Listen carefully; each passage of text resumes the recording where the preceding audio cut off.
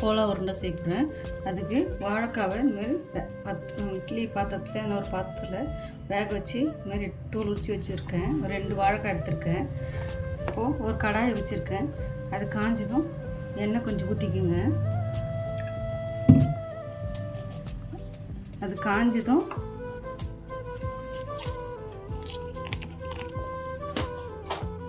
இஞ்சி, பூண்டு,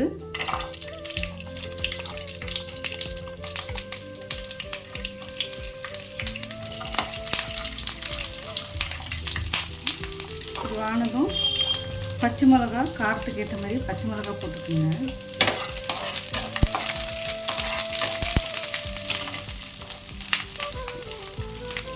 வெங்காயம், ஒரு பெரிய வெங்காயம் போட்டுக்கோங்க.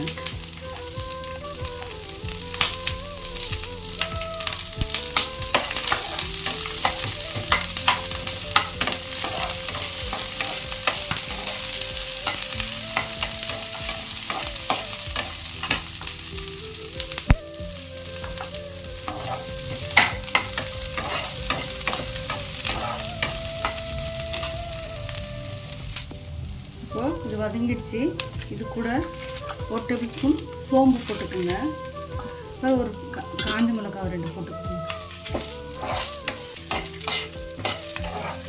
இதில் நீங்கள் பட்டை, லவங்கம், பட்டை ஒரு துண்டு, லவங்கம் 2 போட்டு கூட செஞ்சுக்கலாம். நான் இன்றைக்கி கரம் மசாலா தான் சேர்க்குறேன். இது கூட கசகசா 1 டேபிள் ஸ்பூன் போட்டுக்கோங்க.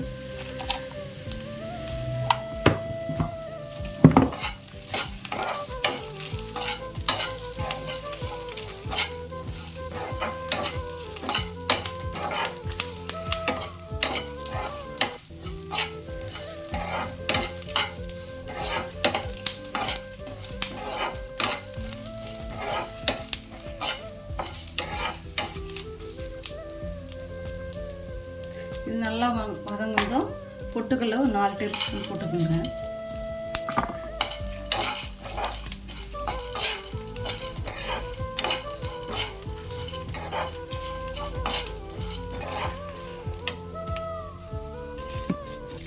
இதுக்கு தேவையான அளவு கொஞ்சம் உப்பு போட்டுக்கோங்க.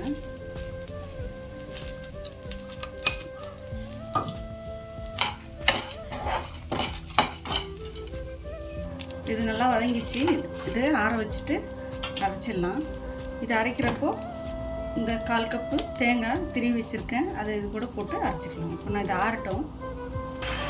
ஹாய் ஃப்ரெண்ட்ஸ், இப்போ இது ஆறிடுச்சு. இப்போ இது ஆறுனதை அதை அரைச்சிக்கலாம்.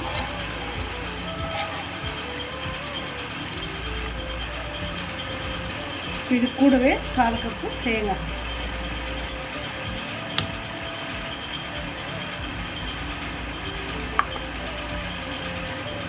நீங்கள் பட்டை லவங்கம் அதில் போட்டு போடுறதுன்னா நீங்கள் கரம் மசாலா போடணும். நான் கரம் மசாலா கொஞ்சம் போட்டுக்கிறேன்.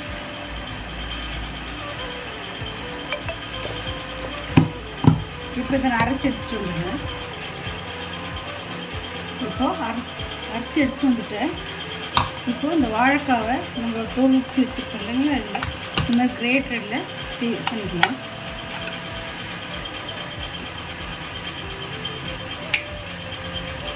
இந்த மாதிரி திருவி எடுத்துட்டோம். இப்போ அது கூட இந்த மசாலாலாம் போட்டுக்கலாம்.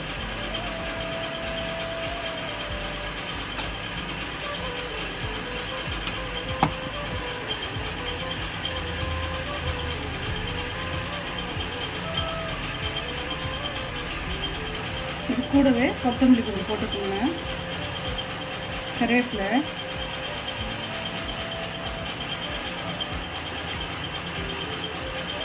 இப்போ கொஞ்சம் தேவையான அளவு பார்த்து போட்டுக்கோங்க. ஏற்கனவே நம்ம வதக்கத்தில் போட்டிருக்கோம், அதனால் இப்போ இது பிசைஞ்சிக்கலாம்.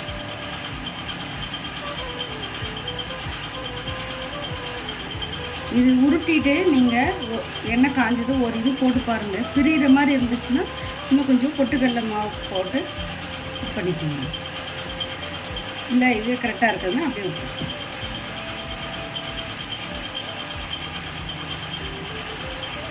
பாருங்கள் பிசைஞ்சாச்சு. இது சின்ன சின்ன பால்ஸாக உருட்டி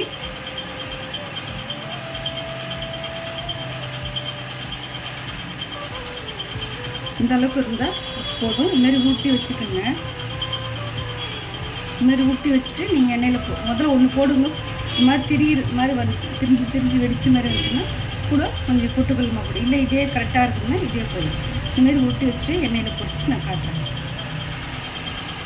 நம்ம வாழைக்காய் போல் ஒன்று பிசைஞ்சு வச்சு இல்லைங்களா, அது இப்போது நான் செய்ய போகிறேன். இப்போ எண்ணெய் காய வச்சுருக்கேன். இப்போது கொஞ்சம் சின்ன சின்ன பால்ஸாக உருட்டி நம்ம எண்ணெயில் பொரிச்சிடலாம். இப்போ எண்ணெய் காஞ்சிடுச்சு. இப்போ நம்ம உருட்டி வச்சுருக்கிறதுல ஒன்று ஒன்றா போட்டு எடுத்துக்கலாம்.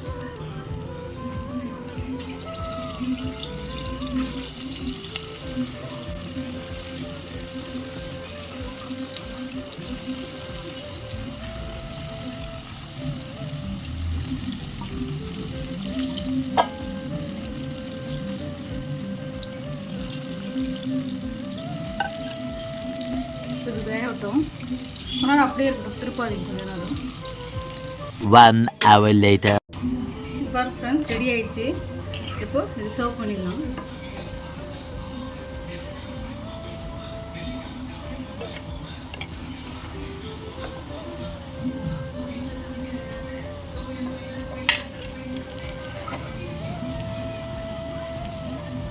இது சாஸ் வச்சு பரிமாறினீங்கன்னா சூப்பராக இருக்கும். ட்ரை பண்ணி பாருங்க ஃப்ரெண்ட்ஸ்.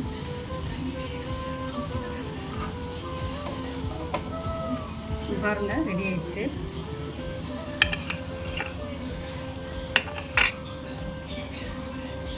இப்போ இது ரெடி ஆயிடுச்சு. இந்த சாஸோடு வச்சு சாப்பிட போகிறேன். ட்ரை பண்ணி பாருங்க ஃப்ரெண்ட்ஸ். எப்படி இருக்குன்ட்டு கமெண்ட் பாக்ஸில் கமெண்ட் பண்ணுங்கள். பாய்.